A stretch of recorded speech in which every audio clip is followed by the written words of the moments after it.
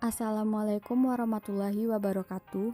Kami dari kelas A pengantar ilmu lingkungan yang beranggotakan Suci Aulia Salsabila, Fadila, Trilarasati, dan saya sendiri, Hasna Diva Putri Ardeva.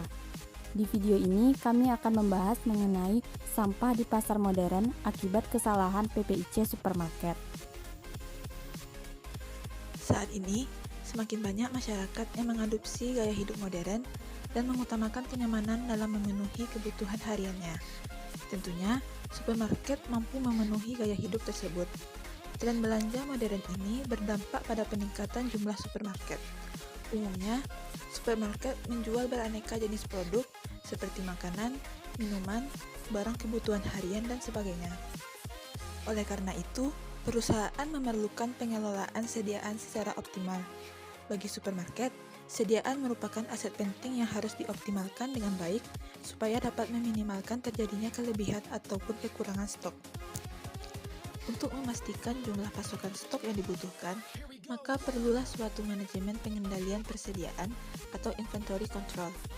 Tujuan dari pengendalian persediaan adalah agar perusahaan, dalam hal ini supermarket, selalu mempunyai persediaan dalam jumlah yang tepat, pada waktu yang tepat, dan dalam spesifikasi atau mutu yang telah ditentukan, sehingga kontinuitas usaha dapat terjamin atau tidak terganggu.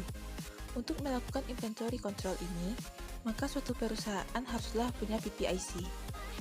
Production Planning and Inventory Control atau PPIC adalah suatu departemen dalam suatu organisasi perusahaan yang berfungsi merencanakan dan mengendalikan rangkaian proses produksi agar berjalan sesuai dengan rencana yang sudah ditetapkan, serta mengendalikan jumlah inventory agar sesuai dengan kebutuhan yang ada. PPIC inilah yang harus membina koordinasi yang baik dengan pemasok, subkontraktor, pelanggan, dan pihak terkait lainnya dalam suatu rantai pasokan.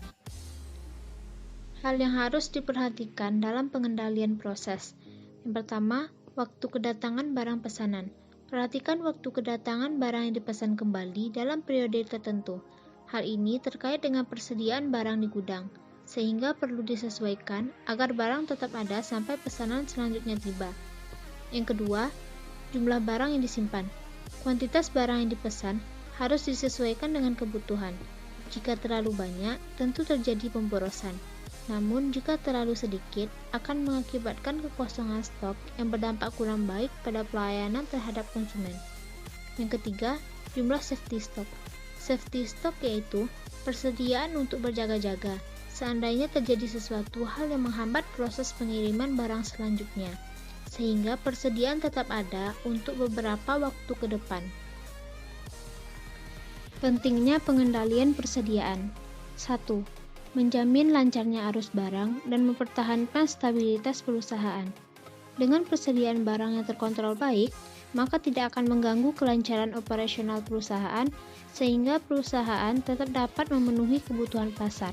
Yang kedua, memberikan pelayanan terbaik kepada pelanggan dengan menjamin tetap tersedianya barang-barang yang mereka butuhkan. Dalam hal ini, para pelanggan akan merasa dihargai sehingga mereka pun loyal terhadap perusahaan. Yang ketiga, menekan penggadaan barang-barang yang kemungkinan tidak sesuai dengan kebutuhan pasar, sehingga tidak terjadi penumpukan barang berlebihan yang ternyata kurang diminati pelanggan. Yang keempat, meminimalkan risiko keterlambatan datangnya barang yang dibutuhkan perusahaan, karena adanya persediaan barang di gudang yang dapat digunakan untuk operasional terlebih dahulu. Lalu, apa yang akan terjadi jika PPIC salah dalam melakukan manajemen pengendalian persediaan?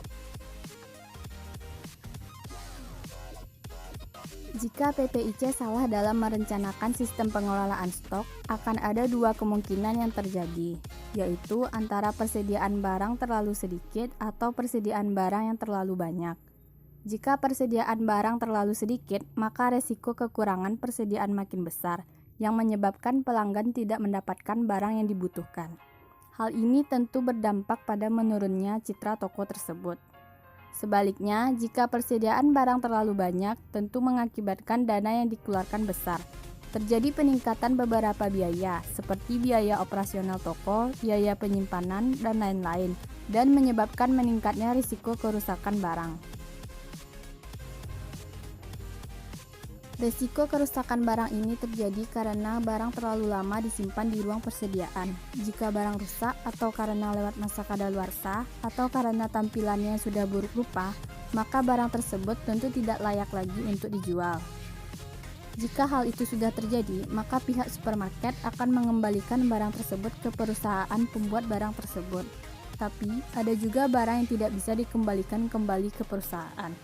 Contohnya produk daging dan ikan, roti, buah, dan sayuran. Produk tersebut oleh pihak supermarket akan dibuang yang menyebabkan kasus waste food makin meningkat. Food waste ini mengacu kepada makanan apapun yang dibuang, meskipun masih sesuai untuk konsumsi manusia, apakah itu disimpan di luar tanggal kadaluarsa atau dibiarkan rusak.